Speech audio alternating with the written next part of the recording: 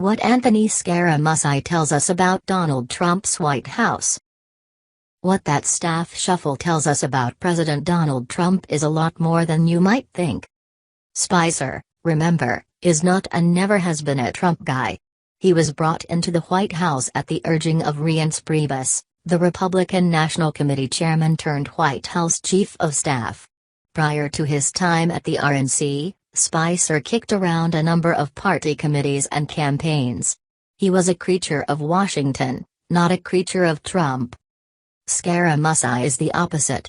He is a New York City guy who made his living as a hedge fund manager.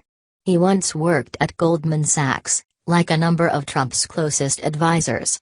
He is a personal friend of both the president and his family.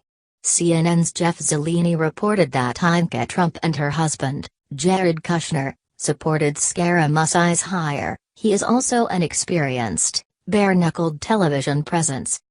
The move from Spicer to Scaramucci reflects a decision by Trump to surround himself almost entirely with people loyal first and foremost to him, as opposed to the Republican Party or the Washington establishment.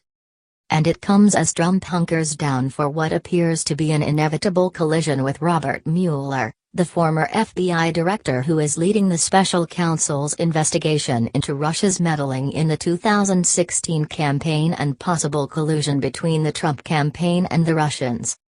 Over the course of even the last 72 hours, Trump has not only shuffled his legal team but also embarked on an aggressive strategy to take the fight to Mueller and his investigative team. In an interview with the New York Times on Wednesday, Trump not only agreed that any broadening of the scope of Mueller's investigation beyond Russia would be a red line but also offered ominously, "There were many other conflicts that I haven't said, but I will at some point." Trump has always kept his inner circle small, in his business life and in politics. And that inner circle shrinks down to family and friends when the chips are down. The chips, whether the Trump administration wants to admit it or not, are very much down at the moment. And so, Trump is turning to the people he trusts most, his immediate family and friends that he has known for a very long time. There is also an element of the Scaramucci move that speaks to the president's oft-stated desire to have a staff who lets him be himself. Scaramucci, in his first appearance at the White House briefing podium Friday afternoon, said that in his conversation in the Oval Office with the president on Friday there was an emphasis on letting him be himself. Scaramucci added that part of his job is to allow Trump to express his full identity. "I think it is very important for us to let him express his personality," he later added. It's not immediately clear how a let Trump be Trump strategy would differ from the first 6 months of this presidency. Trump has, occasionally, spent a day or even a few days allowing himself, and his Twitter feed, to be managed. He has delivered a speech straight off the teleprompter on occasion.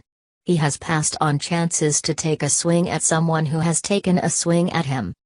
But, inevitably and inexorably, Trump returns back to the brash provocateur which he has been for almost every moment of his 71 years on Earth.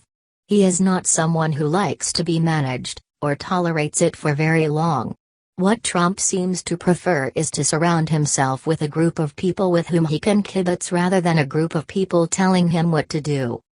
Scaramucci seems to fit that mold perfectly, in a way Spicer never did. With the hiring of Scaramucci, among other moves of late, Trump is doing what almost anyone would, going back to what, and who, he knows. In doing so, Trump appears to be willing to live or die, politically speaking, by leaning as hard as he can into doing exactly what he wants to do.